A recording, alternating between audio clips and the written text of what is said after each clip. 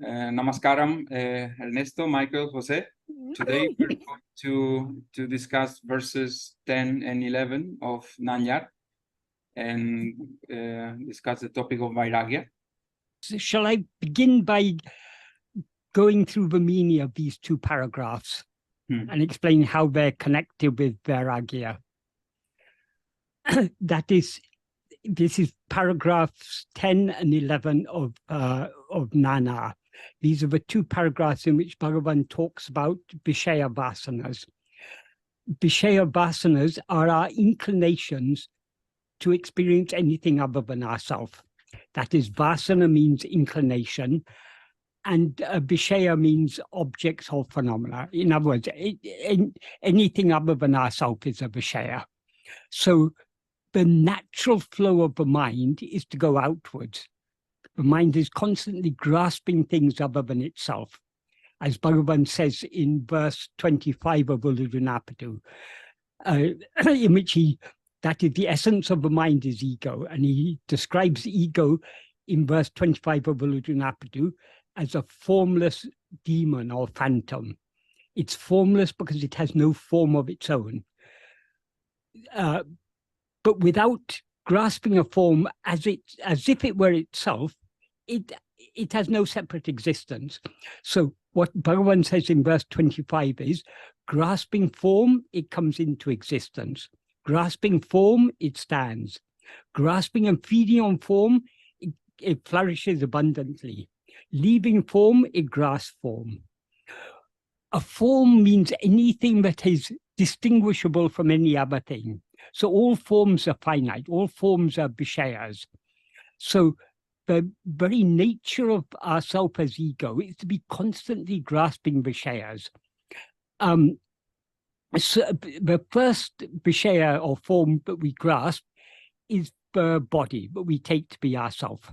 The body here means the body consisting of 5 sheaths: the physical form of the body, the life that animates it, and the mind, intellect, and will that function within it. All these are collectively referred to by Bhagavan as body, and this is the first form that we grasp. We take this body to be ourself, and only after taking this body to be ourself are we aware of all other things. So we come into existence as ego, grasping the form of a body as ourself. We stand or endure as ego, grasping the form of the body as ourself. And then grasping and feeding on other forms, we as ego flourish abundantly. So the food that nourishes ego is the vishayas, the forms that we are constantly feeding it. And ego cannot stand for a moment without grasping form. So, as Bhagavan says in the next sentence, 𝘷𝘢𝘪 ōtum pidikam. If seeking, it takes flight. That means if we as ego, instead of going outwards, grasping other things, if we turn back inwards to try to grasp ourselves, we as ego will subside and dissolve back into our source. That's what he means by take flight. It will run, that the ego will run away, because ego has no real existence. We seem to be ego so long as we're looking outwards. But if we look within, there's no such thing as ego to be found. So by turning our attention within to see who am I, that is to see what we actually are, to see our own reality, we thereby subside and merge back into what we actually are, which is just pure satchit, pure being awareness. But so long as we rise as ego, it's the very nature of the ego to have vishayavasanas. The vishayavasanas are not ego, but it's the nature of ego to have vishayavasanas, to be constantly inclined to grasp form, to grasp vishayas, things other than itself. So that's just an explanation of what Bhagavan means by vishayavasanas. So he begins this paragraph, this 10th paragraph, by saying, even though vishayavasanas, which come from time immemorial, rise in countless numbers like ocean waves, they will all be destroyed when swarupa dhyana increases and increases. When he says they rise in the form of likes, dislikes, desires, attachments, thoughts, feelings, emotions, perceptions, memories, everything that we experience, all vishayas are just sprouted forms of these vishayavasanas. Vishayavasanas are the seeds, vishayas are the plants that sprout from those seeds. And so long as we're aware of vishayas, our mind is going outwards, away from ourselves. But he says, though they rise in countless numbers like ocean waves, that is constantly, the whole of the waking and dream state is nothing but the play of vishayavasanas. That everything we experience is a vishaya, which appears because of our inclination to project and experience such things. But all these vishayavasanas will be destroyed when Swarupa Dhyana increases and increases. Swarupa Dhyana means, that is, Swarupa means, literally means own form. That's our own real nature, what we actually are. In other words, the fundamental awareness I am, our being, that is Swarupa. Dhyana means meditation. So meditation on our own real nature. In other words, self-attentiveness, turning our attention within and trying to hold on to self-attentiveness. That's what he means by Swarupa Dhyana. So the more we practice trying to be self-attentive, the more the vishayavasanas will gradually weaken and eventually be destroyed. And then he goes on to say, without giving room even to the doubting thought, so many vasanas ceasing or being dissolved, is it possible to be only as Swarupa, only as we actually are? That means, instead of doubting that, it is necessary to cling tenaciously to self-attentiveness. That is, without giving room to rising of any other thought, we should just be steadfastly clinging to self-attentiveness. And then he goes on to say, however great a sinner one may be, if instead of lamenting and weeping, I am a sinner, how am I going to be saved? One completely rejects the thought that one is a sinner and is zealous instead, or steadfast in self-attentiveness, one will certainly be reformed. That is the word Bhagavan uses, Urupaduvan. It means reformed in the sense of will be saved. It can also be taken as will be transformed into what we actually are. That is, if we think I am a sinner, that is a false identification, because it's only when we rise as ego and identify ourselves with the body and mind, but we engage in actions, whether good actions or bad actions. So to think I am a sinner is a false identification. So we need to not even give room to this false identification, I am a sinner. We need to find out, who am I? What we actually are never does any action. It's just pure being. So it's only when we rise as ego, but we seem to be a good person or a bad person or a sinner or a saint or whatever. So all those are false identifications. What we actually are is just pure being. And in order to know ourselves as pure being, we need to be steadfast and zealous in self-attentiveness. So if we steadfastly hold on to self-attentiveness, we will certainly be saved. Why? Because the more we hold on to self-attentiveness, the weaker the vishayavasanas will become. So we'll be having our inclination to go outwards will be weakened, and our love to turn within, the sattvasana, the inclination to hold on to our own being, that will be strengthened. So the more we practice self-attentiveness, the more the vishayavasanas are weakened, and the sattvasana is correspondingly strengthened. That sattvasana is what is otherwise called swatma bhakti, a love for our own real, love for ourselves as we actually are. So that's the 10th paragraph. Then in the 11th paragraph, he continues on the same, in the same way. He says, as long as vishayavasanas exist in the mind, so long is the investigation, who am I, is necessary. That is, it's the very nature of ego to have vishayavasanas. So until ego, the root of the mind, is completely eradicated, So long as the mind survives, vasanas will survive. So what he means here is, so long as we continue, well, what he implies here, so long as we continue rising as ego and therefore going outwards, having even the slightest inclination to go outwards, so long this investigation, who am I, is necessary. What he refers to here as the investigation, who am I, is what he described in the previous paragraph as Swarupa Dhyana. Then he goes on to say, as and when thoughts appear, then and there it is necessary to annihilate them by vicharana in the very place from which they rise. That is, why does he bring in the topic of thoughts here? Because if we allow ourselves to be swayed by the vishayavasanas, if our attention goes outwards, that outward going movement of our mind, that is what is called thought or thinking. So the thoughts appearing means, according to Bhagavan, all phenomena, all vishayas are nothing but thoughts. Not only are all objects thoughts, even the subject, namely ourself as ego, is itself a thought.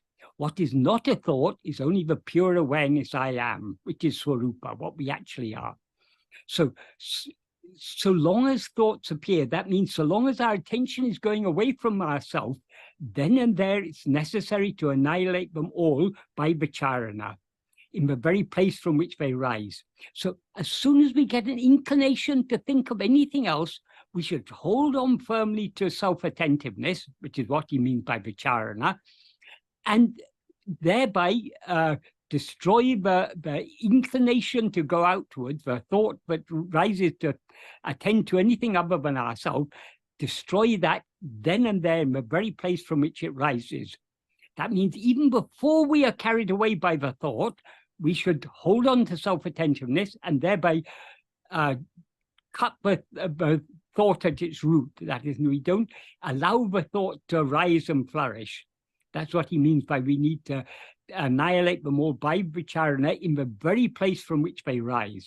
And he says then and there. So at that very moment that there's slightest rising of any thought, any movement of our mind away from ourselves, at that moment we have to destroy that outward going movement by holding firmly to self-attentiveness. And it's in this context that he brings in the subject of vairagya. But in the next sentence, he says, not attending to anything other is vairagya or nirasa. Vairagya is a word which is, it's a word formed from viraga. Viraga means absence of raga. Raga means passion or the desire. So vairagya is the desirelessness. And he also uses another word here. He says vairagya or nirasa. Nirasa also means, asa means desire, nirasa means non-desire or desirelessness. So vairagya and nirasa both mean desirelessness or dispassion, freedom from any inclination to go outwards. But what is vairagya? He says, not attending to anything other than ourselves. That is, if we truly have no desire, we will not attend to anything other than ourselves. He doesn't say than ourselves here. What he says is anyate nada dirito. That means, literally means being without attending to what is other. What is other means what is other than ourselves. So the implication is not attending to anything other than ourselves is vairagya or nirasa. And then he goes on in the next sentence to say, not leaving or letting go of oneself is jnana. So on one hand, vairagya is not allowing our attention to go outwards, and jnana is not letting go of ourselves. So he goes on to say, in truth, these two, meaning vairagya and jnana, are just one. That is, to the extent to which we hold on to ourselves, we are thereby not leaving ourselves or not letting go of ourselves. So vairagya and jnana are one. And then he gives an illustration as to how vairagya works in practice. He says, just as pearl divers tying stones to their waists and sinking, pick up pearls that are found at the bottom of the ocean, so each one, sinking within oneself with vairagya, may attain the Atma-vichara, that means the self pearl or pearl of oneself. In other words, the pearl that is our own real nature. So here he's using the stones that pearl divers tie to their waist are analogous to vairagya. If pearl divers don't tie stones to their waist, they won't be able to sink deep enough to get the pearls at the bottom. Likewise, without vairagya, we won't be able to go within deep enough, because vairagya is the opposite of the vishayavasanas. The vishayavasanas are the inclination to go outwards, to rise up to the surface of the ocean, in the terms of the analogy of the pearl diver. The vairagya is the freedom from that inclination to go outwards.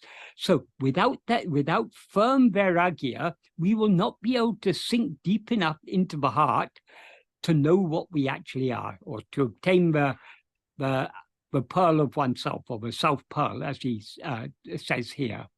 So this is how vairagya is applied in practice. Vairagya means not attending to anything other than ourselves. That's the same as not letting go of ourselves. So we need to hold on to ourselves so firmly, and we need the vairagya. If we don't have the vairagya, our vasanas will keep on taking us outwards. So we need to have steadfast vairagya in order to go sufficiently deep within. So how can we cultivate that vairagya? Only by patient and persistent practice of self-investigation. That is, the more we investigate ourselves, the more the love to go within will increase. That is the sattvasana or swapna bhakti. And correspondingly, the vishayavasanas will be weakened. So the state in which the vishayavasanas are weakened is what is called vairagya. So that vairagya is essential in order to go deep within. And we will have vairagya, freedom from desire to attend to anything else, only to the extent to which we have love to hold on to ourselves. So then he goes on he concludes this paragraph with a few more sentences.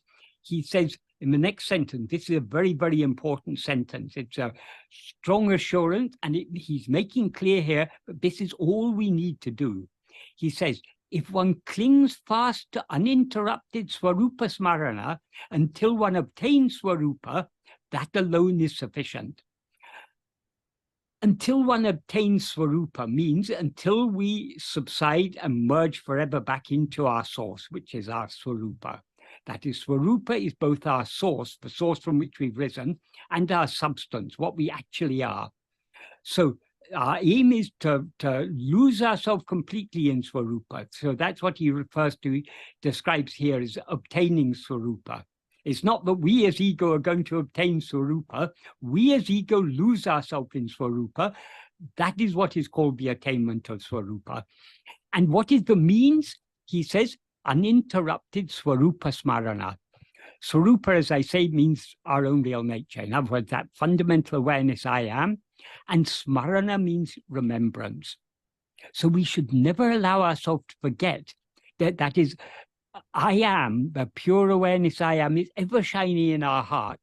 But generally, because we are so interested in other things, our mind is going out under the sway of its vishayavasanas in the form of the interest in other things. That is, the vishayavasanas manifest in the form of our interest in anything other than ourselves. So generally we are overlooking this fundamental awareness I am. We're paying no attention to it because we're more interested in other things. So what he means by swarupa smarana is self-remembrance. That's always remembering ourselves, always remembering our being, our real nature, what we actually are. Doesn't mean remembering I am not this body, I am pure awareness. Just remembering that fundamental awareness I am, which is ever shining in our heart, without allowing any other thoughts to arise. So this is actually something very, very simple Bhagavan is asking to do, simply to continue remembering ourselves or attending to ourselves, being self-attentive, or that's all that is required. And we need to do that uninterruptedly. Of course, none of us succeed in doing it uninterruptedly, but that's what we need to aim for. And if we do that, that alone is sufficient.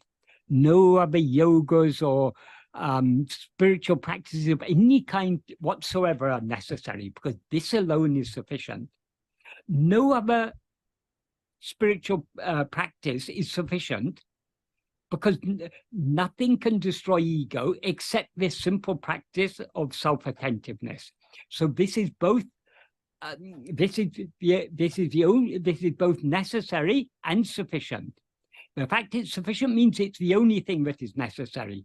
But I think that the fact that he said this alone is sufficient means nothing else is necessary, or nothing else is sufficient. This is the only thing that is sufficient, and therefore the only thing that is necessary. We need not do anything else. We just need to try more and more to attend to self-attentiveness. If we think, oh, I need to do some japa, I need to do some dhyana, I need to do this, I need to do that, that is allowing our mind to go outwards again. We should not allow the mind to go outwards. We should constantly try to hold on to that self-remembrance. That's all that matters. What we do outwardly is irrelevant, so long as we're holding on to the Swarupa Smarana. And then he goes on to give a very nice analogy. So long as enemies are within the fortress, they will be continuously coming out from it. If one is continuously cutting down all of them, as and when they come, the fortress will be captured. So what does he imply by this analogy? That is, the enemies are our vishayavasanas. The fortress is our own heart. So these vasanas are in our heart, but constantly coming out. And so long as they're coming out, we need to cut them down as and when they come. So how can we cut them down? By not allowing ourselves to be swayed by them. By holding firmly to self-attentiveness, we are thereby not allowing our attention to be diverted away from ourselves towards anything else. This is what he means by cutting down the enemy. So we can analyze this analogy a bit more closely. If a fortress has been captured by some enemy troops, but if they have no food or water inside that fortress, it will be necessary for them to keep on coming out in order to forage for food and water. The vasanas are like that. Vasanas cannot survive on their own. They need to be constantly dragging our attention outwards, and for us to feed on vishayas, and that is what is strengthening the vishayavasanas. So this analogy implies that vishayavasanas, they're the enemy in the fortress with no food or water. If they had lots of food and water in the fortress, there would be no need for them to come out. But in this case, they have no food and water because the food and water for vishayavasanas is the outward going movement of our mind. So without going outward, they cannot get food and water. So Bhagavan compares them to enemies who are hiding within the fortress and who are forced to come out because they need for food and water. And if we hold on to self-attentiveness, we'll be thereby cutting down all of them as and when they come. And if we do so continuously, the fortress will be captured. That means eventually we will capture the fortress. Eventually, the vasanas will all be destroyed and we will merge back into Swarupa, the fortress, our own real nature. And that is what he describes here as capturing the fortress. So the point here is why he brings in the idea of vairagya here. It is the nature of ego to be constantly going outwards under the sway of its vishayavasanas. having the steadfastness and the freedom from desire to avoid going outwards, that is vairagya. And in order to avoid going outwards, we need to hold firmly to ourselves without letting go. And holding to ourselves without letting go is jnana. So jnana and vairagya are one and the same in this sense. So would you like to ask any question? You had some question about vairagya. Would you like to ask about in this connection, Ernesto? What I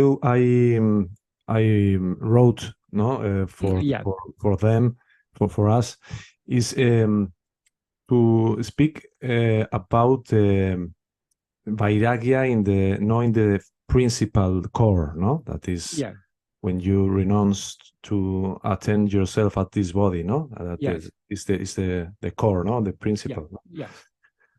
It's more in the line of the progress or the process along the life of the sadhaka. Yes. When you find different vishayavasanas that are temptations for us, no? Yes. And at what extent is necessary that we choose a simple life in all the orders.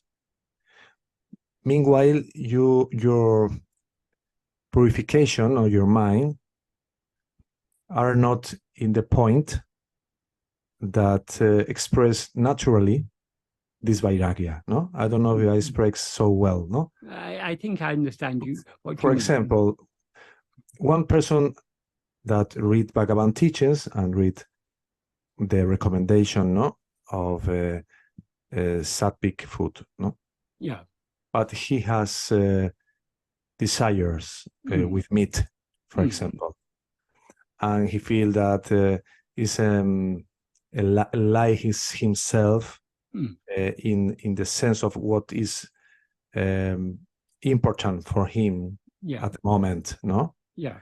Try to be vegan, for example, when he don't desire that, and he understand intellectually the teachings, but he wants to go progressively when he real feel that he don't want to eat meat, then don't eat meat, no?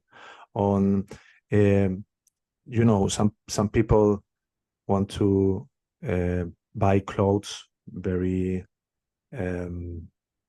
spiritually, no? Orange clothes or different kinds of clothes, no?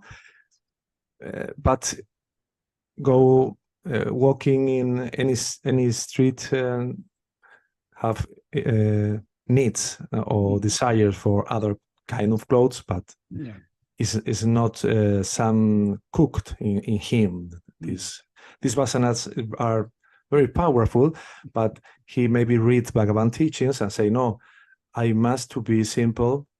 I must to don't. Bhagavan recommends don't eat meat. Bhagavan's recommend any. In this way, no. At what point or at what stand we must to develop the yamas and niyamas in relation with that. When your point in your mind, your point of consciousness, your level of maturity are not at this level to do that. That is a desire. One desire you mentioned is the desire to eat meat. That is a very gross desire. That is the vasanas of a subtle seeds. The first manifestation of these seeds, they first rise in the form of likes and dislikes. And the likes and dislikes develop into desires, and so on and so forth. It gets stronger and stronger.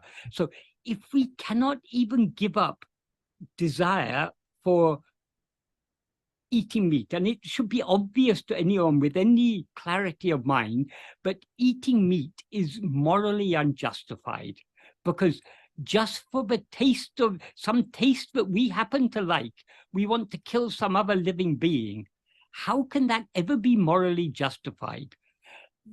And it's not like we are living in circumstances nowadays where we have no choice but to eat meat. But maybe if we were living in, say, the Arctic regions, there may be no access to any other types of food except the fish and the walruses or whatever else people there hunt. So we are not in that position. We're all in a position nowadays where fruits and vegetables and vegan food is available. So if we can't say we have no choice but to eat meat, but eating meat is a choice. So if we don't even have sufficient vairagya to give up eating meat, how will we have sufficient vairagya to hold on to self-attentiveness? So this is why Bhagavan emphasizes the need for vairagya. It has to be not just the vairagya to desist from this desire or that desire. Vairagya, as Bhagavan says, means not attending to anything other than ourselves. That is vairagya in its truest and most perfect form. Of course, we may not have perfect vairagya now. We may not be able to hold on to self-attentiveness so firmly, but we never attend to anything else. So, but that is what we need to be working towards. So if we're serious about working towards these, all the grosser desires will naturally be curbed. We will naturally not feel inclined to eat meat, not feel inclined to do harm to any living being. So the reason Bhagavan talks about vasanas, I mean, in many spiritual teachers, they talk about desires, they talk about thoughts, but what is the root cause of these desires and thoughts? What are the desires and thoughts in their seed form? That is the vishayavasanas. That's why Bhagavan is putting emphasis on the vishayavasanas. So long as we have vishayavasanas, they will inevitably, under the sway of those vishayavasanas, will inevitably be going outwards and thinking this or that and desiring this and that and everything. So it's at the very, as Bhagavan says, at the very place that they rise. That should be our aim. So if we want to follow this path, we need to be very serious about it. That doesn't mean we should be discouraged if we find that we are not serious enough. None of us are serious enough. We will all be we will all notice that we don't have sufficient bhakti, we don't have sufficient vairagya, but we need to be willing to work towards that, so cultivating that vairagya by trying as much as possible to hold on to self-attentiveness. So all these other things are problems. All problems arise only when we allow our attention to go outwards. We allow our attention to go outwards and we say to ourselves, oh, I still have this desire, I still have that desire, I'm a sinner, I still like to do this bad action or that bad action, I still like to eat meat or whatever it may be. This is false identification. Why should we identify ourselves as I like to eat meat? Do we like to eat meat in sleep? No, even the worst carnivore has no desire whatsoever to eat meat in sleep. So this desire to eat meat or desire for anything whatsoever is not natural to us. So we are trying to return to our own real nature. So we are trying to separate ourselves from this person who has these desires. Many of the grosser desires are culturally influenced. If we are born in a society that is a predominantly meat-eating society, in a family that is a meat-eating family, we are likely to grow up eating meat. Yeah, or if we grow up in a vegetarian family, we're likely to grow up without eating meat. But whether that is, as I say, the meat is the desire for meat is a gross desire. Whatever desires we have, they all start from a subtle level of vishayavasanas. So it's at that level that we need to tackle them. So if we happen to have been brought up in a meat-eating culture, and we come to this spiritual path, a little bit of reflection should make us understand that eating meat is not appropriate. It's not morally justified, and it's also not good for our, if we're serious about trying to go within, we need to have a sattvic mind. And eating meat is not only meat, but many types of food, by their very nature, they are either tamasic or rajasic. Such foods will not help us to go within. So we need to give up all those foods and other substances that are tamasic, that is, have a dulling effect or clouding effect on the mind, and those foods that are rajasic, that make the mind restless, active, and everything. So that's why Bhagavan says of all the niyamas, that's of all the restrictions, the best of all is mitta sattvika ahara niyama. That means the restriction of taking only sattvic food in moderate quantities. What does he mean by sattvic food? Those foods that will be conducive to a sattvic state of mind. Any non-vegetarian food, any meat or eggs or fish or any of it, these are not conducive to a sattvic state of mind. They're conducive to a tamasic and or rajasic state of mind. And it's not only meat and things, alcohol, so many other things, tobacco, all these things are not sattvic in nature. So we should, if we are serious about going within, we should give up all these things. But Michael, the idea that the point that I want to share with you today, for us, is not this that we are accord, we are okay in that, some people can so arrive to that baita and feel that all of that are rules. They understand when we explain it's for your health and it's for ethic. I remember some article that you wrote when say if a very big chicken appear in your dreams, you remember? Yes. And begin to picking your legs, like, okay, the people understand this, but some people, I thought that more than maybe the most of the people think, are not in this point of, on this level of maturity, and feel that all these yamas and niyamas they feel or they see as rules. And the point of how I take this topic to speak with you today is it's not more important to pulse to this student or this sadhaka to be congruent and look himself and what are the consequences and the implications of what they do. Before to take a rule, to take a recommendation, because Bhagavan said, because the ethic or any more things.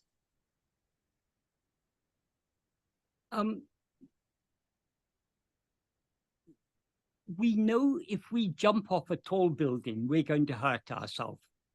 So we naturally avoid jumping off tall buildings. Do we feel, oh, it's an unnecessary, I don't like this rule that you shouldn't jump off tall buildings, so let me jump off a tall building? No, we know that rule is for, I mean, if you want to call it a rule, it's a rule for our own good. It's a law of nature, but if you jump off a tall building, gravity will pull you down and you will be hurt. So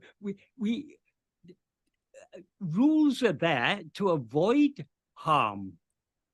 So when we are advised not to eat meat, not to drink alcohol, not to smoke tobacco, and all these things, because doing so will harm ourselves. If we're a little bit wise, we will think, yes, that's right. Why should I do these things that are obviously going to harm myself? That is, in Advaita, in the classical Advaita, they begin by saying, what are the qualifications for coming to this path? And the first qualification is nitya and nitya vastu viveka. That means the ability to distinguish what is permanent from what is impermanent. What is permanent is only I, the pure I. Everything else, including the person we take ourselves to be, is impermanent. Why is that said first? Because if we don't have that discrimination, we will not get the next qualification, which is vairagya. That is, vairagya naturally follows on from discrimination. I mean, the most important discrimination is distinguishing what is permanent from what is impermanent. If we have that ability to distinguish what is impermanent from what is permanent, what is permanent from what is impermanent, we will also be able to distinguish so many other things. We'll be able to distinguish beneficial food from non-beneficial food. That these things will be clear to us. So it'll be clear to us, but if we eat meat, it's not going to be conducive to a favorable state of mind for turning within. This will be clear to us. So the vairagya, the viveka, will automatically lead to vairagya if it is true viveka. And viveka, literally viveka means discernment or discrimination, or the ability to distinguish one thing from another. But where that viveka comes from, it comes from an inner clarity. So if we have that inner clarity, we will clearly see the difference between what is permanent and what is impermanent. We will also clearly see that taking certain types of food have a certain type of effect on the mind, and that effect on the mind is not conducive to going within. So it will be just clear to us.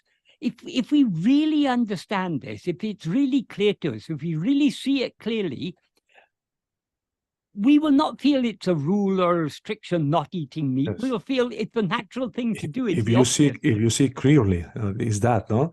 But that's what this path is all about. That's what clarity is. What we're seeking on this path. We are seeking the ultimate clarity, the clarity of pure awareness. Absolutely. But some people say, I don't see it clearly. I don't want to lie to me, because I know what you explain me, but I don't feel in myself now. Yeah. And I understand maybe that this is a result of a maduration, of a purification in my mind, that I don't want to eat meat or other things, no? Mm-hmm. For this is the point, no, that I want to pulse today, no? Yeah. If one person is not maturity for that, because he don't see, he want to see, but he's not see clearly that, and he don't want to be like to like himself, trying to eat vegetarian or vegan or similar, no? Yeah. There is a story in the Mahabharata where that is the evil prince is Duryodhana. He's the cousin of the Pandavas. He's the one who's stolen their kingdom. So he's the villain of the story. At one point in the story, Krishna advises him, what you're doing is not good. And he gives him some advice. And Duryodhana's reply to Krishna is, don't talk to me about this right or wrong. I know what is right and I know what is wrong, but I have no inclination to do what is right, and I'm only inclined to do what is wrong. Bhagavan quotes that verse in talks. That is, there's an incident in talks where some visitor has come and was sitting on the hill in the hot sun of the day, meditating. And Bhagavan saw him once or twice and thought this person is putting on a show. But Bhagavan just kept quiet at first. But one evening, when the squirrels came into Bhagavan's hall, this person who had been sitting on the hot rocks in the sun during the daytime, he was sitting there in the hall. And he said to Bhagavan, oh, the squirrels must be thirsty. Yeah, you should give them some water. Bhagavan said, you must be thirsty because you've been sitting on the rocks in the hot sun. So you are assuming that the squirrels are feeling what if you're feeling thirsty, drink water. Something like that, Bhagavan says. And then and Bhagavan said, I've been observing you for some days. I haven't said anything now, but this is not good, this type of whatever, this sort of show of sitting on the rocks in the hot sun. But Bhagavan knew this is that type of action is arising out of egotism. And then this person replied to Bhagavan, oh, I'm not doing anything of my own will. Whatever I do is driven by Bhagavan. He said. Then Bhagavan said, enough of this nonsense. And then he quotes this verse, what 𝘷𝘢𝘪𝘳ā𝘨 was saying. Oh, Bhagavan said also very nicely, oh, you're a great, a lofty soul. You're doing only what Bhagavan is making you do. We're all ordinary people. We do according to our will. So Bhagavan, that is, if we are serious in the spiritual path, the inclination to eat meat and other grosser desires will naturally slip off us. If it doesn't slip off us, that means we're not yet ready for this path.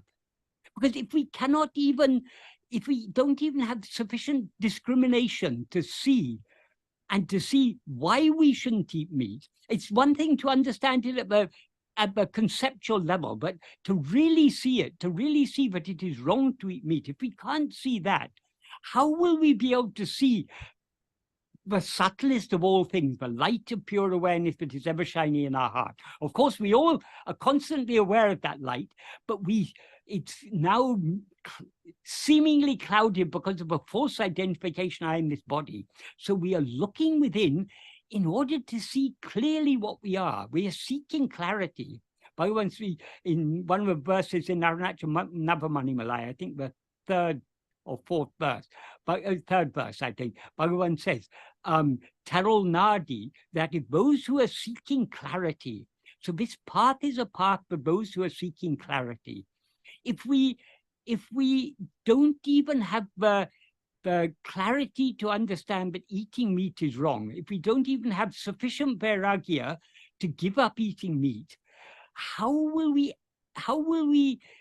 be able to turn within and see what we actually are? So if someone says, I feel it's an unnecessary rule, it doesn't come naturally to me on something, that's fine. Let them do whatever they want to do, but they're not yet ready for this path. If they want to come to this path, they need to see clearly what is true, what is false, what is right, what is wrong. It's only when the mind is purified to a certain extent, but we will even be willing to turn within. If we're not even willing to give up eating meat, we certainly won't be willing to give up all thoughts and turn within. When I usually advise to this kind of arguments, no? Yeah. Is if you have not a minimum of confidence in these teachings, yeah, to accept some indications, yeah, maybe you are going around and round and making rounds all the time. Yeah. There are some aspects, some indications, some rules, but no seen as imposition. No, it doesn't seem like a rule or imposition. Exactly. It's indication. Yeah. This is what function. This is how function this for your freedom, freedom of all your desires, for the real vairagya. No. Yeah. Okay. Thank you for your commentaries, Michael. So the thing is, this path is not for everyone. That is not to say. When I say this path is not for everyone, not everyone is yet ready for this path. In order to be ready for this path, we need to have the liking to go within. In order to have that liking, we have to have at least a certain degree of vairagya. We may not have very great vairagya, we may not have very great bhakti, but at least we need a certain amount of bhakti, a certain amount of vairagya, or we won't even begin attempting to turn within. So this shouldn't put off anyone who wants to turn within. Oh, maybe I'm not fit for this path. No, we're all potentially fit for this path, but our fitness is to the extent to which we really have love to follow this path. If we have love to follow this path, then we are fit for this path. If we find we have no liking, even to begin trying to, even to adopt the simplest of restrictions. Bhagavan didn't emphasize the need for restrictions or anything, but the one restriction which he said, this is the best of all restrictions, is this mitta sattvika ahara niyama, this restriction of eating only moderate food, only sattvic food in moderate quantities. This is the simplest of all restrictions. But if we don't even have inclination to follow this restriction, how will we have the inclination to turn within? But everyone, though not everyone is ready for this path now, ultimately we all have to come to this path sooner or later. So we are all going through different stages of spiritual development. This is why there are so many different religions, so many different beliefs, so many different practices, so many different philosophies, so many different ways of life. These are to suit people at different levels of spiritual development. Because you know that there are so many people that want to be in the more exclusive path, in a more exclusive car, in a more exclusive house, and when some people that have interested in the spiritual paths and suddenly discover Bhagavan teachings, and all the people say that that is the more pure, no? Too many people wants to be in that and understand some things, but his mind and his purity is not in this, and have inclination for Atma-vichara, maybe a little, only maybe a little, and because it's a little, and they don't want to renounce to these desires, they never go a new step, because it's not for this path, no? This path is for those who are, that is, Bhagavan has put it very simply in verse 26 of Ulunaptu. Ahandayundayan anaitumundahum. If ego comes into existence, everything comes into existence. Ahandayin indruanatum. If ego doesn't exist, everything doesn't exist. Ahandaye yavamam. Ego itself is everything. Adalal yadu idu endru nadale ovadal yavamenao. Therefore, know that investigating what this is giving up everything.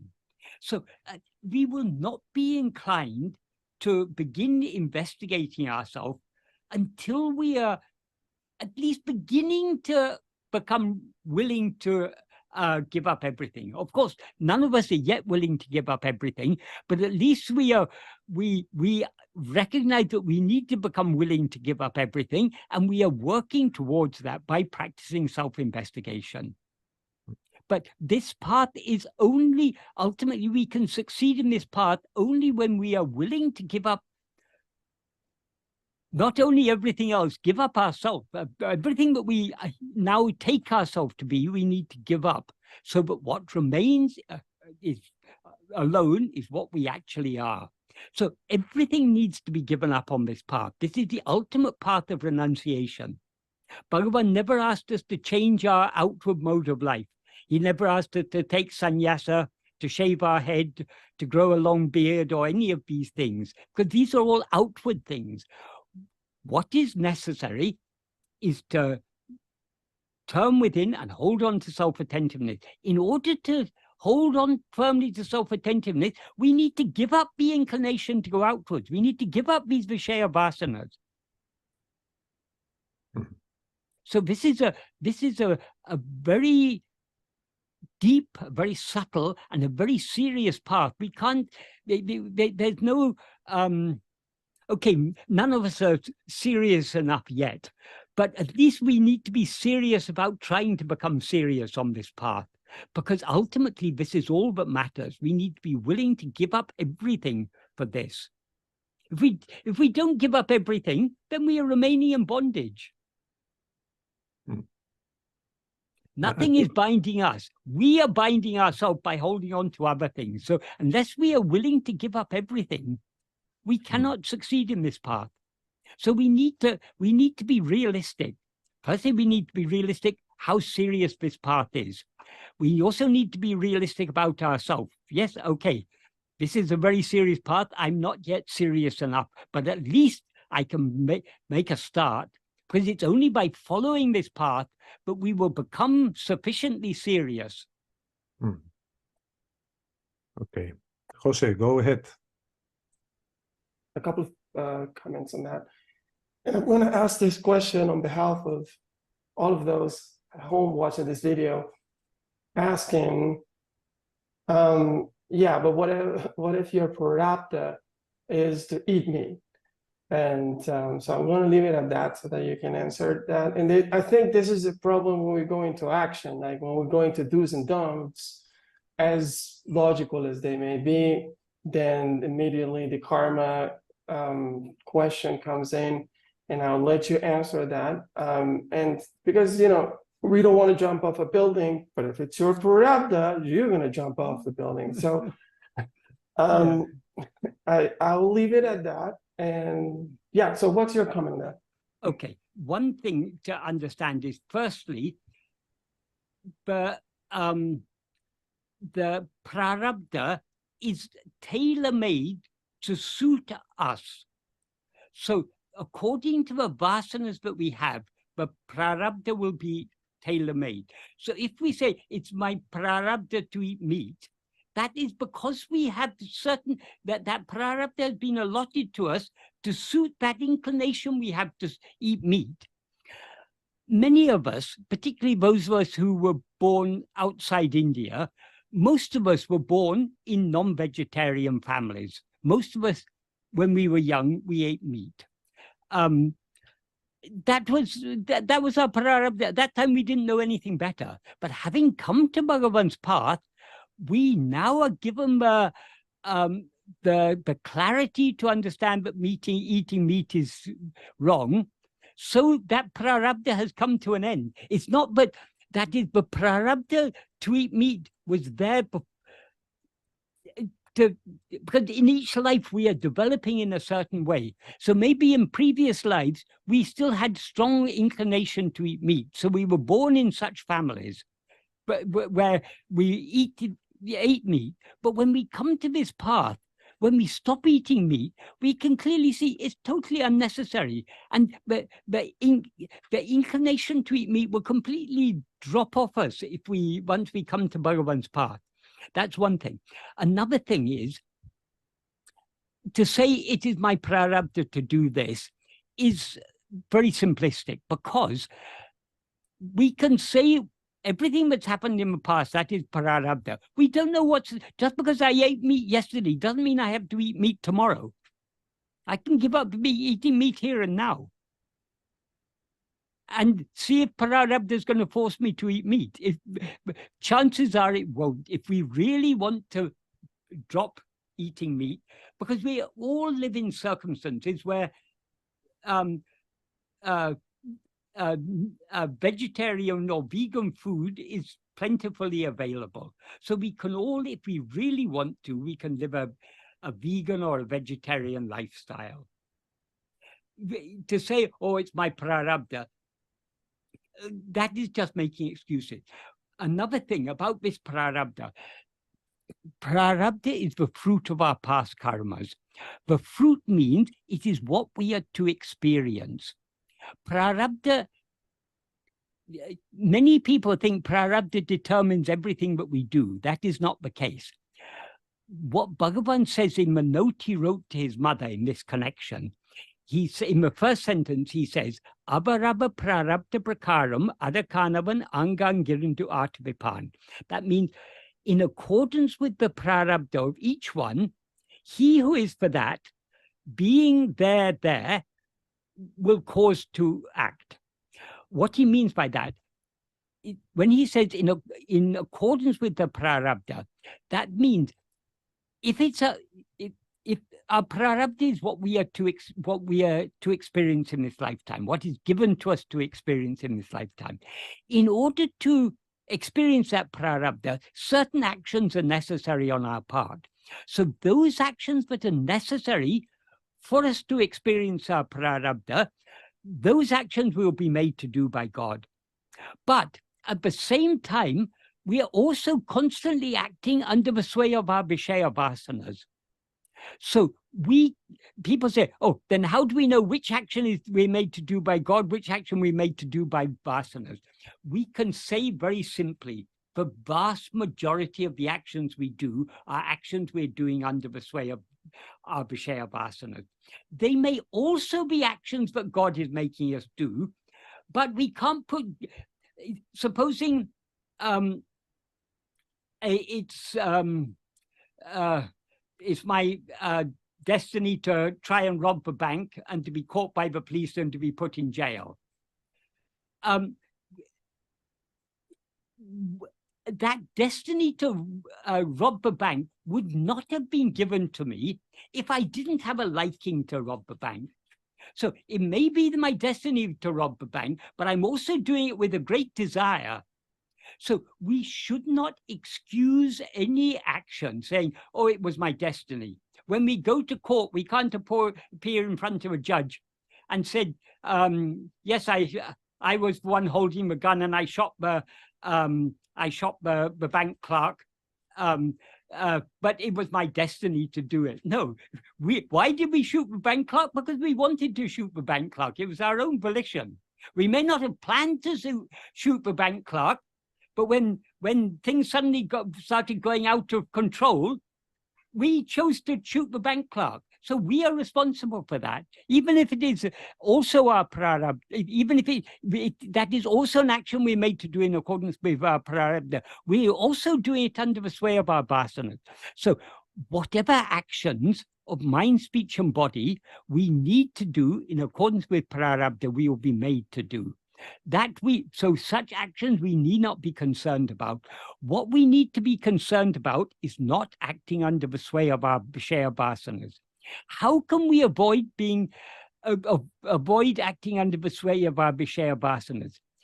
Every movement of our mind, every movement of our attention away from ourselves towards anything else is under the sway of vishayavasanas.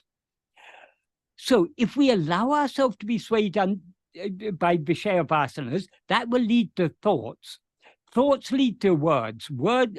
Thoughts and words lead to actions. So all agamya, that is actions that we do under the sway of our vishayavasanas, we do agamya to the extent to which we are not self-attentive. To the extent to which we are self-attentive, we are thereby refraining from allowing ourselves to be swayed by the vishayavasanas. Therefore, we will not be doing the actions. And if we really are holding firmly to self-attentiveness, even if it's our destiny to do a crime and to be put in jail, we'll be least, even if it's our destiny to be put in hell, we'll be least bothered about it, because we're constantly holding on to Bhagavan in our heart. So we can't use, that is, as Krishna says in the Gita, the secret of karmas can be known is known only to me. No one else can know it. That means God alone can understand the secret of karmas. What Bhagavan taught us are some general principles. We need to understand those general principles. That is, whatever is to happen in our life is already determined by prarabdha. So it's going to happen. We need not worry about it. But I've got a wife, I've got 6 children, I've got elderly parents, I'm the only breadwinner, I've got so many responsibilities. If we think like that, yes, or if you are to be the breadwinner, if you are to earn to support your elderly parents, your wife, your children, all these things, you will be made to do those actions. So you need not worry about it. What we need to do is renounce the rising of ego. When we rise as ego, we come under the sway of vishayavasanas, and under the sway of vishayavasanas, we inevitably do agamya by mind, speech, and body. That's unavoidable. So long as we allow our attention to go outwards, the very movement of our attention outwards is agamya. So we need to turn within more and more and more. So Bhagavan taught us this law of karma to make us understand we need not be concerned about our outward life. It's all being taken care of. He didn't teach us this so that we should break our head trying to decide which action is gamya, which action is prarabdha. That is allowing our mind to go outwards. That's missing the whole point. The whole point of what Bhagavan taught us is to help us to turn our mind within by making us understand whatever is to happen is going to happen. Whatever is not going to happen is not going to happen. So we need not, that's in terms of external things. That people miss it. Another wrong interpretation people mean, oh, if everything is predetermined, then my self-realization is predetermined, then I leave it to prarabdha. No. Self-realization or liberation can never be the fruit of prarabdha. Prarabdha is the fruit of actions. Actions are finite and the fruit of actions are finite. And as Bhagavan says, the fruit of action will pass away. When you experience it, it passes away. So liberation is not the fruit of any action. It cannot be. As Bhagavan says in verse 2 of Upadeshundya, action does not give liberation. And in the Sanskrit version, he says action obstructs liberation. So it is not up to our prarabdha whether we get liberation or not. It depends on our love. As Bhagavan said, Bhakti is the mother of jnana. So it depends how much love we have to turn within. The love we have to turn within is Bhakti. To the extent to which we have Bhakti, we will also have vairagya. But Bhakti and vairagya are inseparable. The more we love to turn within, the less desire we will have to go outwards. So Bhakti and vairagya go hand in hand. So without Bhakti and vairagya, we will not go within. So what is important is to cultivate that love to go within. That has nothing to do with prarabdha. It has nothing to do with any action. We can cultivate the love to turn within only by trying to turn within. The more we turn within, the more that love will grow. The more the love grows, the more the vairagya will grow along with it.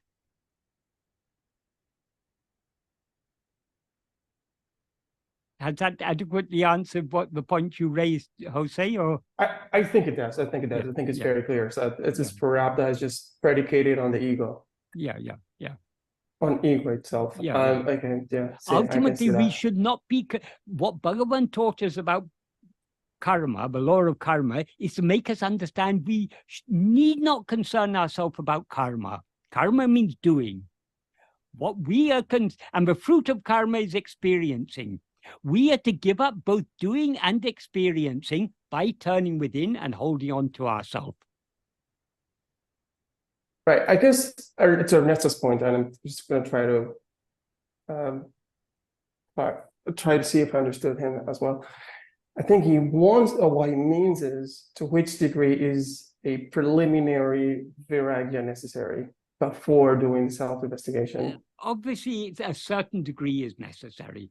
That's why in classical Advaita, they begin, the first qualification is nitya vastu viveka. First, we need to have at least a minimum clarity to see the distinction between what is permanent and what is impermanent. Because in this self-investigation, what we are investigating is what is permanent, namely our own being. Everything else is impermanent. So that at least a certain degree of viveka is absolutely essential, because that viveka is the tool we are using to go within. Without distinguishing what is permanent from what is impermanent, we can't distinguish ourselves from anything else. So that is necessary. To the extent to which we have viveka, we will automatically have vairagya. And without vairagya, we won't even begin turning within. So a certain minimum amount, it's not that we should have perfect viveka, perfect vairagya. None of us have that. The viveka and vairagya of all of us is imperfect, but we need to have at least a minimum amount to start on this path. If we don't have a minimum amount, we won't start on this path. Quite simple. But are different, Jose and Michael, are different the requirements of the traditional Advaita, no? respect what you need to do, or these niyamas and yamas, respect the focus of Bhagavan's teachings. Because Bhagavan, when the people comes to him and say, I want to do japa, I want to do some yogi practices or all of that, he knows perfectly that what person need to pass for that.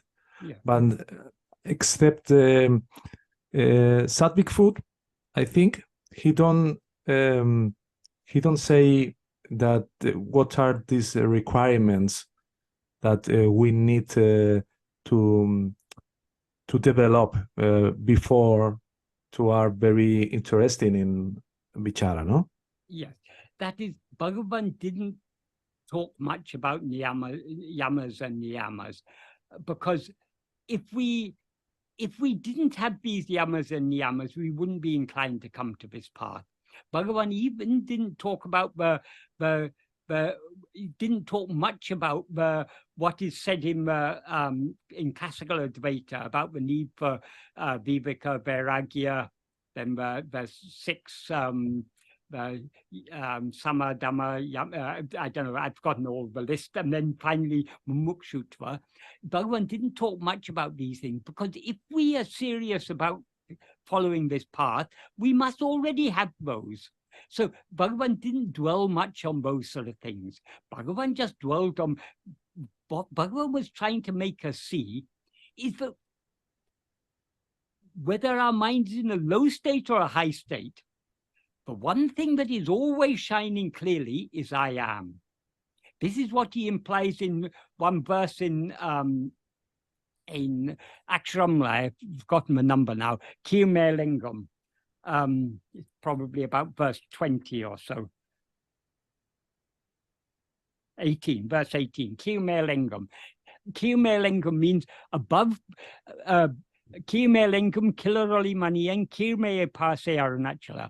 That literally it means gem of light that shines above, below, and everywhere. But of course it doesn't, I mean, we can take it to mean gem of light that is shown above, below, and everywhere, but it's actually intended in a metaphorical sense. Above, below, and everywhere means in all states of mind, whether we're in a lofty state of mind, a purified state of mind, or a very low state of mind. Even in the worst sinner, Bhagavan is always shining in the heart as I am. So the prayer there is, gem of light that shines in me in all states of mind, above, below, I mean, when a lofty state of mind, low state of mind, in all states of mind, you remove my lowness. That is the prayer. So we need to understand that what Bhagavan was trying to make us all see was that light is shining in the heart of all of us, whatever be our state of mind. That's why he said, however great a sinner one may be, if one would give up the thought, instead of lamenting, oh, I'm a sinner, how can I be saved? If one would give up that thought that one is a sinner and hold on steadfastly to self-attentiveness, one will surely be saved. So Bhagavan clearly saw this path is open to everyone. But we obviously must be willing. That is why he opened this path to us all, was to enable us to see, yes, this is the only sensible way of going. Turning back within is the only sensible thing to do, the only wise thing to do. And anyone can turn within. But we need the liking to turn within. The problem is most of us don't have that liking. We don't even want to have the liking. We want to continue going outwards. Bhagavan will let us, if you want to continue doing japa, if you want to continue doing dhyana, okay, do. If you want to continue running after material things and everything, okay, do. It's up to you. But if we come to Bhagavan and if we ask him, he will try to make us see that seeking anything outside ourselves is not a recipe for happiness. It's a recipe for misery. But when the mind rises, the world appears. When the world appears, the mind experiences misery, he says. So why should we if we are wise, we'll pay close attention to what Bhagavan has taught us, and we will try to put it into practice. However weak our viveka and vairagya may be, I mean, if we're honest with ourselves, I think we'll all agree, but our own viveka and vairagya is hopelessly inadequate. But we shouldn't be disheartened by the inadequacy of our viveka and vairagya, because Bhagavan has told us if we persevere in trying to follow this, we will certainly be saved. So, in spite of our lack of adequate viveka and vairagya, let us try to follow this path to the extent possible. If we do so, the viveka and vairagya will come running after us. But if you think, oh, I don't have viveka and vairagya, therefore I can't follow this path, we are setting up an impediment for ourselves. Bhagavan said, thinking this is difficult is itself the greatest impediment in this path. This is not. This is the easiest of all paths. Why it seems difficult is our lack of willingness. So how can we get that willingness? Only by trying to turn within more and more and more. That is why the practice is all important. Because it's only by this practice that we will gain the necessary viveka, vairagya, bhakti, and so on. Yeah, the thing is that it's the ego that has to want it. That's the Yeah, of course it's ego, because our real nature doesn't want any. Our real nature is as Right. it is. So it's only as ego that we face all these problems. It's as ego that we need to have viveka, we need to have vairagya, and we need to have bhakti, otherwise called mumukshutva, the love for liberation. That love for liberation means the love to subside and to be as we actually are. It makes a lot of sense logically if you think about it. Attending to ourselves entails our subsiding. The more we attend to ourselves, the more we subside. The problem is we are not willing to subside. That is the whole problem. But how can we gain that willingness to subside?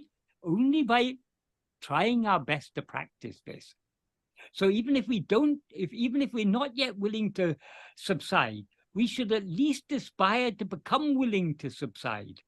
And to gain that willingness to subside, the most effective means is to persevere in this practice of self-investigation and self-surrender. Yeah, it is the ego against the ego. It's the ego against itself. Bhagavan said the whole of the spiritual path is nothing but a battle within our own will. A battle with, on the one hand, the sattvasana, which is the inclination to go within, and on the other hand, the vishayavasanas, the inclination to go outwards. The vishayavasanas are the nature of ego. So from where does that sattvasana come? It comes only from grace, because grace is ever shining in our heart as our own being. So it is grace that sows the seed of sattvasana in our heart. So he's sown that seed. We need to cultivate it by trying more and more to turn within. Because many people see it as I am versus the ego. I am is not I am versus the ego. It's the ego versus the ego. Bhagavan has described it as the warfare of grace. Grace is I am, but that is this whole battle happens through us. Because I am and ego are not two different things. There's only one thing. The snake and the rope are not two different things. You can't set up a fight between the snake and the rope, because they're one and the same thing. The ego is nothing but I am, mixed and conflated with adjuncts. So it's the wrong identification which is the problem. So what we need to do is to hold on to I am, and thereby let ego dissolve back into its source, which is that same I am. I'm going to ask you a question that flew. So we as ego need to hold on to ourselves as we actually are. I saw this question on YouTube, and I'm going to ask it right now before I forget. Can ego identify itself correctly? No. I hope to be remembered correctly. No. That is, the very nature of ego is to identify itself with things other than itself, forms. It's not a matter of, that is, all we need to do is to shed the false identification. Then our true identity will become clear.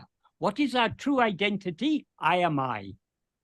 I am I is what remains when I am this or I am that is removed. So we're not seeking to identify. Some people say we have to identify ourselves with the self. We have to meditate. I am consciousness. I am Brahman. I am the self. No, that is not. That's just a mental activity.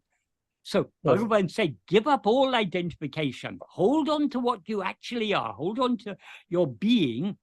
The false identification will drop off, and your real identity, which is just your own being, I am, that alone will remain.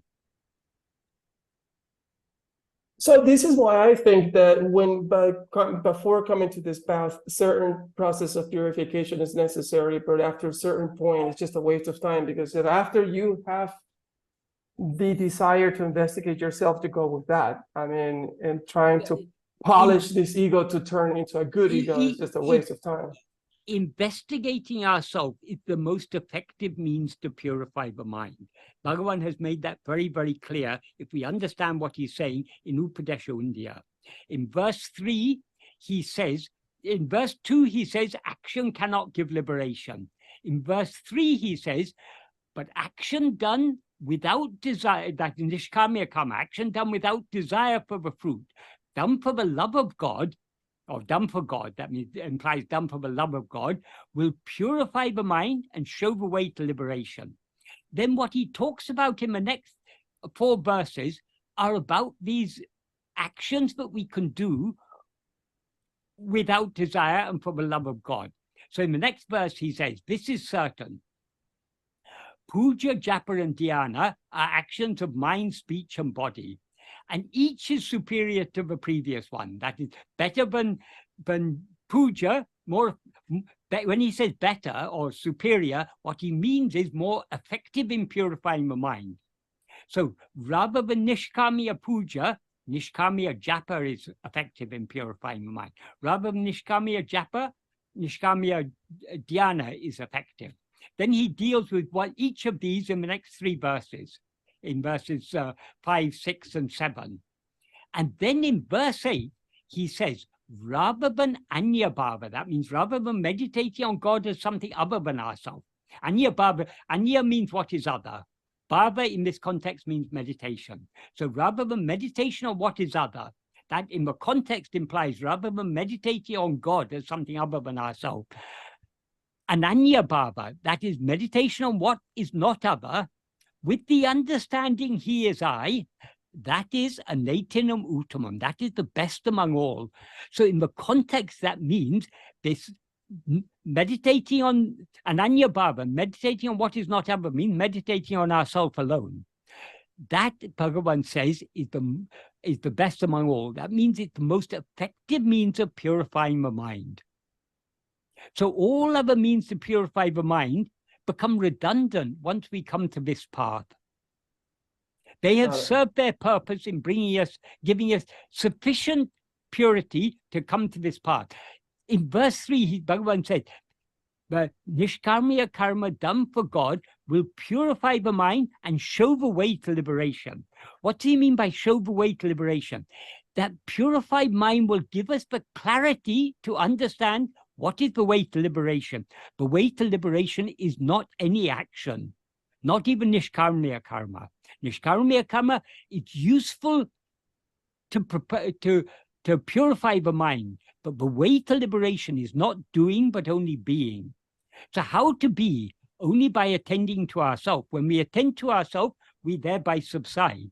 So in the next verse, verse 9 of 𝘷𝘪ṣ𝘢𝘺𝘢-𝘷𝘢𝘪, Bhagavan says, by bhava balam, that's by the strength of meditation. That means by the strength, implies in the context, by the strength of the ananya bhava. In other words, by the strength of self-attentiveness, being in sat-bhava, being in the state of being, which transcends bhavana, that transcends all mental activity, that is parabhakti tattva, that is the supreme devotion.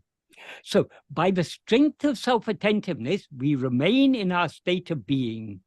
That is the true bhakti, because that is the state in which we're not rising as ego.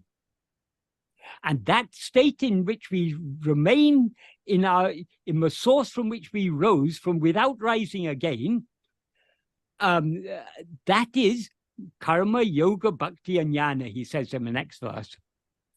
So all we need to do, once we've come to Bhagavan, is to persevere in practicing self-attentiveness, trying more and more and more to turn within.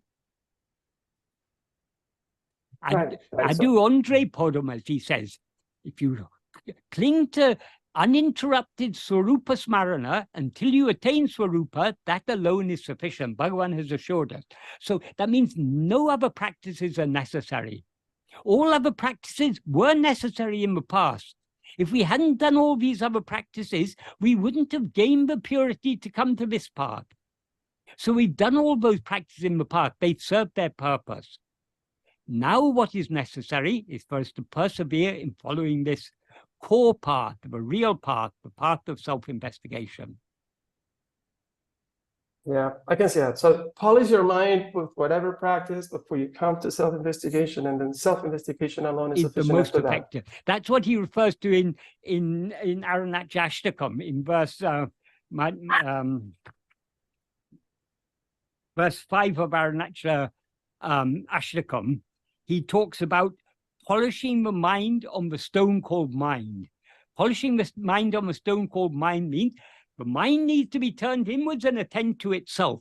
That is the most effective way of polishing it.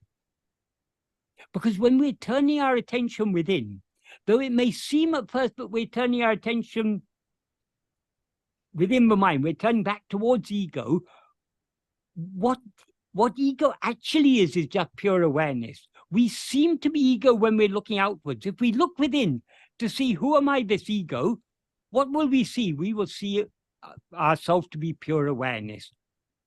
Just as if you look very carefully at the snake, what will you see? Oh, it's not a snake, it's just a rope. Likewise, if we look carefully enough at ego, we'll see, oh, it's not ego, it's just pure awareness. But too many people, when go inside and don't look for phenomena, firstly, don't see, I see awareness. No, too many people say, I see emptiness. Or I don't see. Emptiness is just another thought, because they're not looking within deeply enough. Who sees the emptiness? I see the emptiness. Turn back towards that I. But how too many people can't see clearly what he really are. None of us can see clearly, so that's why the practice is necessary. We can see clearly. We will be able to see clearly to the extent we put it into practice. Mm-hmm. It's only by looking within more and more and more. Mm-hmm. But you know what? Forget about emptiness, forget about everything. Who am I? That should be our focus.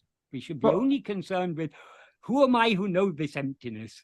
So we forget about the emptiness and we turn our attention back at ourselves. But one thing I think is interesting is as we at least try it, incorrectly as it may be, we begin to have, at least I can theoretically see that not remembering what we experience in deep sleep is problematic. It's just the fact that I can't recall that accurately, I can see how that is a problem. Why we cannot what exists and shines in sleep, what we are in sleep, is just pure awareness. But now we are experiencing that pure awareness mixed and conflated with adjuncts. So what obstructs us clearly recollecting what we experienced in sleep is our present ignorance. There is no ignorance in sleep, but we are now viewing sleep through the colored glasses of our own present ignorance, ego. So, because as ego, we are not aware of ourselves as we actually are, so we cannot remember ourselves as we actually were in sleep. But the more we look within, the more we become aware of ourselves as something distinct from this body and mind, the more blindingly obvious it will be to us that, yes, we were aware in sleep. Yes. We definitely were aware in sleep. Yes, definitely. Of course. Yeah. But we can see that only to the extent to which we persevere in trying to turn within. In the beginning, when I heard about these teachings and I read about them, it sounded very daunting to Oh, it's like an incredible technique to remember what happens in sleep. But as we practice, there's no need for any incredible technique. We were clearly aware in sleep, definitely. Yeah. We don't even have to remember what we were in sleep. We have We to don't even see what have we to. are now. Yes, exactly. If we see what we are now, that's that sufficient. is what we were in sleep. That is what we always are. Yep. But I try to talk to this when I have this friend and I have conversations about the subject with my friend, and I can see how he strives to follow up on this, and eventually he himself starts yawning and just like he tilts towards the side. I mean, falling asleep. Yeah. But you can see how. Oh yeah, I'm saying that's something there. Yeah. That needs to be looked at. And Michael, to sum up what has been said already, could we say that talking about vairagya, that we cannot go deeper within or beyond our willingness to surrender ourselves? Yes. Yeah. That willingness to look within is bhakti, but bhakti is directly proportionate to the vairagya. Exactly. They're just two sides of the same coin. Yeah. So while talking about the eating meat and so on, I think that by practicing and when we try to go within and we cannot go beyond some point, because at some point it becomes obvious that if you are really interested in going deeper, something stands in the way, which is your will. And at some point it's like you're confronted with your will and how much you value going within, within, and how much you value, of course, the will. Of course, there are some strong vasanas still. As we were saying earlier, Bhagavan said it's all about that is the whole of this spiritual path is a battle within our own will, between our strong vishayavasanas and the seed of sattvasana that has been sown in our heart by grace. And of course, that attention plays an important role here, because attention is all important. Yes, attention is everything, because it's under the sway that what vishayavasanas do to us. Under their sway, our attention goes outwards. Exactly. So long as we allow our attention to go outwards, we are allowing ourselves to be swayed by the vishayavasanas. When we allow ourselves to be swayed by the vishayavasanas, we are thereby strengthening them. Yes. But when we turn our attention back within, we are then being swayed by the sattvasana. So by turning our attention back within, we are strengthening the sattvasana. We cannot say that prarabdha drives our attention. No, we can't. Of course, because we move our attention. I mean, Bhagavan put it very, very simply. He said, prarabdha affects the outward term mind. It can never prevent you turning the mind within. Here, mind obviously means attention. If we look outwards, we have to experience the prarabdha. If we look within, then the prarabdha cannot touch us. But if you do hold on to that attentiveness, though, if you manage to do this somewhat correctly, you will be faced against one of two things. Either your mind will throttle forward. It's like when you push in the accelerator and the brakes on the same time in your car, where the engine starts like going this way, but the brakes are keeping the car stopped. And that's one option, and that the mind can go for. Or the other option is it just turns off the engine, it just falls asleep. So what we want is none of these two sections. We don't want to be in the throttle state or in the sleep state. We need to walk on the razor's edge. That's why that analogy is used in the Upanishads. We need to be balanced between that. We need to avoid slipping into thought on the one side and laya or sleep on the other side. And how can we remain balanced on that razor's edge? Only by holding on to what shines in all three states, namely I am. Mhm. So long as we're holding on to I am, we cannot slip into layer. Mhm. And we will not be carried away by thoughts. So holding on to I am is the crux of the matter. That's what it's all about. And related to what you said before, Michael, that the Prarabdha can affect us when we are staying in Atma Swarupa, Yeah, no? yeah. As I am. But if you are not completely established in yourself, Yeah, and there are any thoughts that are yeah. circulating, you are not really absolutely No, established no. in that. That is, the thoughts appear only when our attention is going away from ourselves. So long as we're experiencing anything other than I am, our attention is at best divided between I am on the one hand and whatever else we are aware of. And only So with we need to turn our attention more and more and more back towards ourselves. and only with the little that you are not absolutely established in what you really are, the karma is open. The Yeah, Prarabdha is open. to the extent to which we allow our attention to move away from ourselves, to that extent we are doing agamya. Yes, and we can say in this sense that a person, bueno, whatever of us that is not not become the 180 and 79 or degrees, certainly are in any moments outside of this complete established in himself. Yeah, but the thing is, we need to turn the full 180 degrees only for a moment. That is sufficient to destroy ego. Yes. Mm-hmm.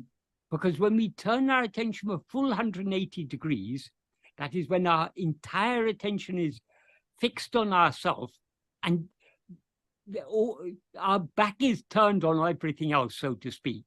That is, so everything else disappears from our awareness. We're aware only of ourselves. In that state, we experience ourselves as pure awareness. As soon as we as ego experience ourselves as pure awareness, ego is thereby destroyed and the pure awareness alone remains. What I want to do is, you are exposed to the Prarabdha karma. Meanwhile, you know you are not absolutely established in yourself. Because some thoughts comes, you are in the frequency of the Prarabdha. But let's not be worried about that, though. The only thing we need to be concerned about is trying more and more to hold on to ourselves. Yes. So we shouldn't be concerned about the thoughts. We should be concerned only about holding on to ourselves. This ego is false. Sorry? This ego is false. Yes. You want to be concerned about the false. You want to be concerned about the true. Yeah. We should be if we want to get rid of the false, we need to hold on to the true. What is real? What is permanent? That is why it all starts with nitya vastu viveka. We need to clearly see the distinction between ourself as that fundamental awareness I am, which is ever shining, ever existing and shining, and all the adjuncts which are appearing and disappearing. If this ego was true, we wouldn't be here because we wouldn't be able to fight it. Yeah. Even fighting it is kind of weird. Yes. Yeah. Just to correct it. Yeah. We need not even fight with ego. All we need to do is to turn within, hold on to ourselves, and ego will thereby automatically subside back into its source. Look at ourselves. Ego means we as ego will subside into our source, and the source I am alone will remain. That key in verse 35 is very important. Yes, the ego grasping and feeding on form, because it grows abundantly, because it, as in verse 10, when Bhagavan says that if one thinks that one rejects the thought that I am a sinner, if you attend to that thought again and believe it, etc., you will reinforce that by attending. Or any other thought that practice is difficult, or I'm not fit, etc. That will create a harder impression on yourself. Yes. It's so many pointers, but in the end, it's just we have to look at ourselves. That's all the pointers given by Bhagavan are all pointing at ourselves. That is all. The whole purpose of Bhagavan's teachings is to turn our attention back to ourselves.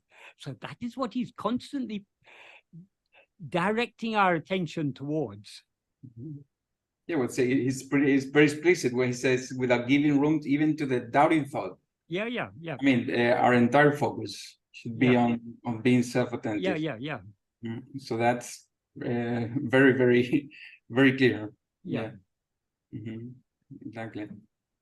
And being because we are constantly being swayed by our vasanas, that what makes us see the world. Yes, the picture of names and forms is like, for us, what seems to be more obvious in our awareness, because we're looking outwards, it looks very obvious, and it seems that awareness is in the background or something. It's hidden in the background. Yeah, but a little bit of consideration, careful consideration, it is clear. Whatever else we may be aware of, we're always aware I am. Because everything else, as Bhagavan said, it's like pictures on the screen. The screen is the fundamental awareness I am. Now, one thing though, with what Carlos said, is it is hard because there are vishayavasanas, and yes. No. Because hold on, let me clarify, because I'm going to expand on that. Yeah. But truly, it's just the ego wants to survive, and he survives by means of having attachments to vishayas. Yeah. In the end, it's for its own survival that it won't do it. It's not that it likes so many phenomena. It just likes we as ego are trying to survive. Yeah. When I said no, what I was saying no about, it is not difficult. It seems difficult because of our unwillingness. Unwillingness to not give in, to not cease existing as ego. Yeah. It's not that we like so many phenomena, and because chocolate is so good, don't want to do it. It's not chocolate; it's our existence as ego that prevents it. Yeah. But it's the liking for all these vishayas, but that is what nourishes and sustains ego. That is the lungs. Those are the lungs that the ego has. Yeah. Depends on attachment. As Bhagavan said, grasping and feeding on forms, it flourishes abundantly. Yeah. But it's not like if you give ego enough bad phenomena, like, oh, I'm going to take away the chocolate from you, I'm going to put you in jail, and now you're not going to have any nice things to do. And what about now? Life is a living hell, so now you're going to turn within. You won't turn within. No, even if you're put in hell, you'll continue going. If you've got strong vishayavasanas, you'll be thinking about how to get out of hell. Yeah. I have to get to the top of the pile of people where I don't get that much heat. Yeah. It is our survival as ego that prevents it. We survive by attaching ourselves. Obviously wrongly, because there's no way to attach correctly to something other than ourselves. Yes. It's always wrong. Yeah. But we can help with that ego session. Yeah. Okay, so I don't know if there are some more questions to ask, or all questions have to come to an end. Right. Only one question remains to be considered. Who am I? And the answer to that question can be found only by looking deep within. Yeah, absolutely. That's all these. It's good to think about Bhagavan's teachings, but what is the purpose of Bhagavan's teaching? The whole purpose of Bhagavan's teachings is to turn our attention within. So the more clearly we understand Bhagavan's teachings, the more the questions will drop off. And we will just understand, yes, all that is necessary is to continue trying to turn within. Nothing else is necessary. Bhagavan's teachings are there as a support, but they're useful only to the extent that we actually use that support by trying to turn within.